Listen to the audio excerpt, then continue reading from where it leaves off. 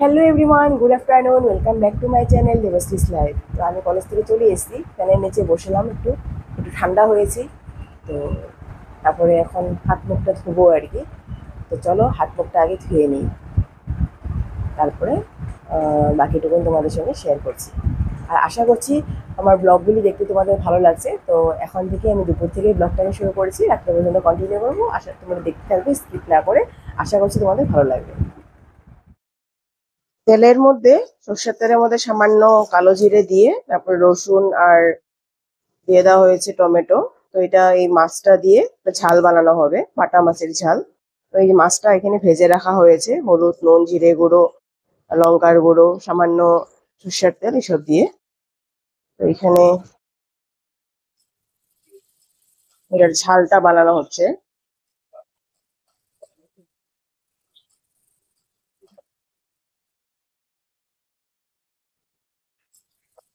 তো টমেটো আর রসুনটা হালকা হালকা ভাজা হয়ে গেছে।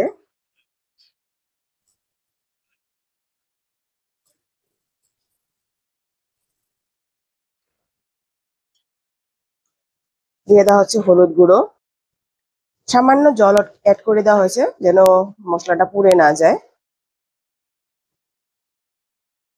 দিয়ে দেওয়া হলো নুন, রেড মির্চ পাউডার,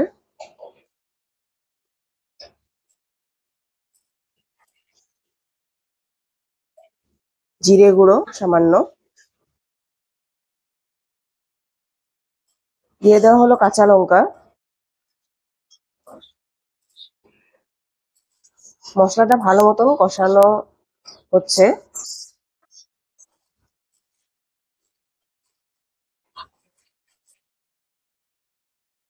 তো অয়েলটা রিলিজ হয়ে গেছে, মানে মশলাটা ভালো মতন কষে গেছে।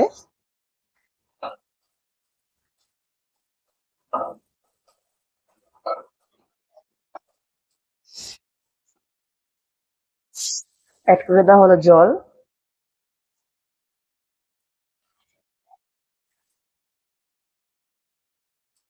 যেহেতু এটা মাছের ঝাল, তো সেই জন্য খুব বেশি জল অ্যাড হবে না, হালকা গা মাখা হবে।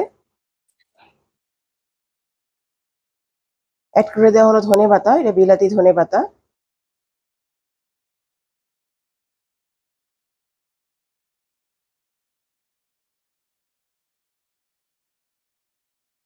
এই বিলাতি ধনে পাতাটার একটা খুব সুন্দর একটা গন্ধ আছে।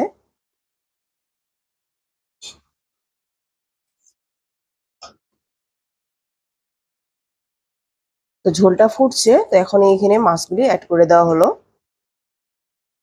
মাছের সঙ্গে তাহলে মশলাগুলি খুব ভালো মতন মিশে যাবে।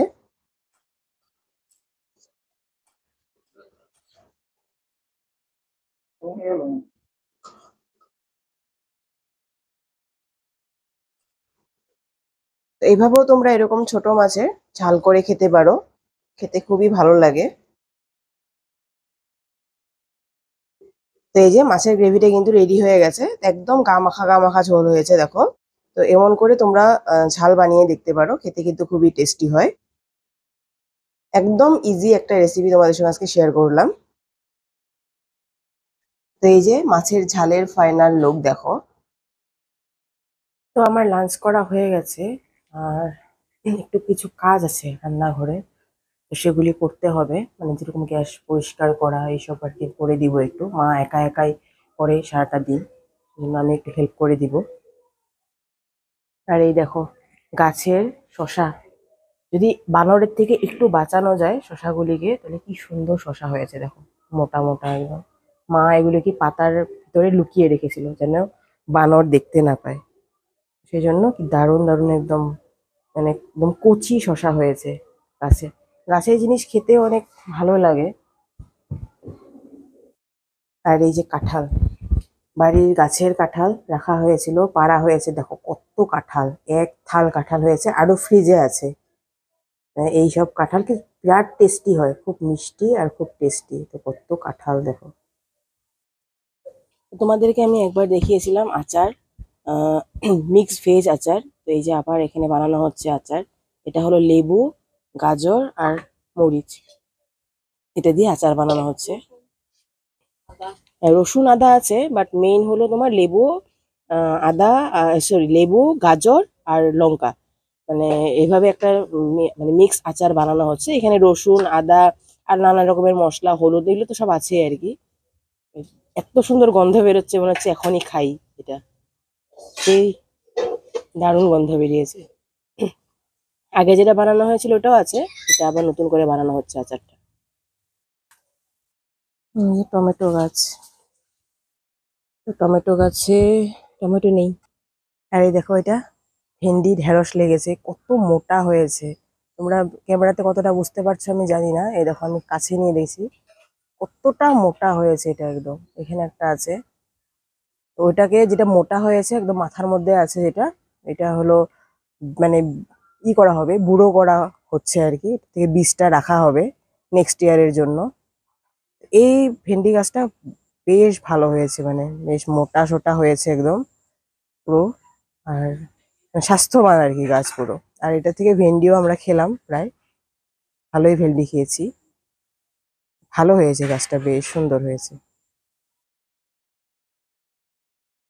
এটা মা এই যে শোলা কচু বুনেছে, এরকম একটা ছোট টাবের মধ্যে দেখো। তো এটাকে নারকেল কচু বলে, শোলা কচুও বলে আর কি। তো এটা মাটি কেটে দেওয়া হবে এখন, এটাকে মানে ভালো মতন মানে গ্রো করতে দেওয়া হয়েছে আর কি। লতির থেকে বসিয়েছে গাছটা, কচু গাছটা। শুধুমাত্র জলের মধ্যে আছে গাছটা, শুধুমাত্র জলের মধ্যে আছে। এইভাবে গ্রো করতে দেওয়া হয়েছে, তারপর এটাকে মাটিতে দিয়ে দিবে আর কি ভালো মতো। তো আমি কলেজ থেকে এসে কাপড় ধুতে দিয়েছিলাম। তো যে মেশিন মেশিনে এই যে ধোয়া হয়ে গেছে, তো এটাকে এখন মেলে দিব।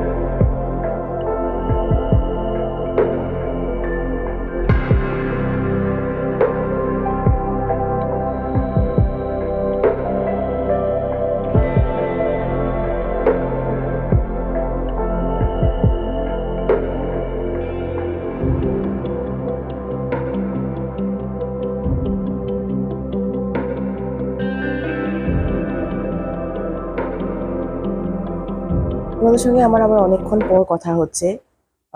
Good evening to everyone. আমি তোমাদের সঙ্গে 4টার সময় কথা বলছিলাম, তারপরে আমি তোমাদের সঙ্গে কথা বলার পর আর কি আমি কিছু কলেজের কাজ ছিল সেগুলি করেছি, তোমাদের জন্য ভিডিও আপলোড করেছি, যেহেতু আজকে ওয়েডনেসডে ভিডিও যাবে, তো ভিডিও আপলোড করেছি। তারপর টিউশন করলাম, তারপর এখন আসলাম, এখন 8টা বেজে গেছে। আর আমি এখন একটু বাটিতে করে নিয়ে এসেছি চানাচুর। তো এই যে চানাচুর,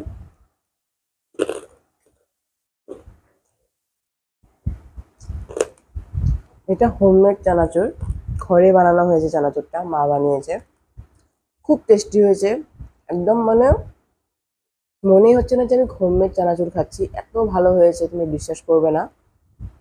তো এই হোমমেড চানাচুরের ভিডিওটা খুব শিগগিরই তোমাদের কাছে যাবে, তুমি তো দেখতে পারবে সেটা। তো সেটা খাচ্ছি, সেটা খেয়ে একটু ভালো লাগছে, মানে একবারে কাজ করে যাচ্ছি, একটার পর একটা, একটার পর একটা কাজ করে যাচ্ছি না, কেমন যেন মাথাটা হ্যাং মারার মতন হয়ে গেছে। তো চানাচুরটা খাওয়াতে একটু ভালো লাগছে আর কি, মানে মুখটাও ফ্রেশ হচ্ছে, মাথাটাও একটু ভালো লাগছে। তো যাই হোক, এখন আমি এটা খাবো, একটু রেস্ট নিব। তারপরে তো আবার রাত্রে করতেই হবে, ভাত টাত বসানো, তো সেগুলি করব। তো আগে এটা খেয়ে নিই, চানাচুরটা আগে খেয়ে নিই চলো। তো রান্নাঘরের কাজ করতে গিয়ে আর কি আমার ড্রেসের মধ্যে জল পড়ে গেছে, তো সেই জন্য আমি এই যে ড্রেসটা চেঞ্জ করে নিয়েছি আবার। তো যাই হোক, আমার ভিডিওটা আজকে এখানে রাখি। আশা করছি তোমাদের আমার ভিডিওগুলি দেখতে ভালো লেগেছে। যদি ভালো লেগে থাকে প্লিজ লাইক করো, শেয়ার করো, সাবস্ক্রাইব করো আমার চ্যানেলটাকে। আবার নতুন একটা ব্লগ বা ভিডিও তোমাদের মধ্যে হাজির হবো। ততক্ষণ সবাই সুস্থ থাকো, ভালো থাকো। Tata, good night.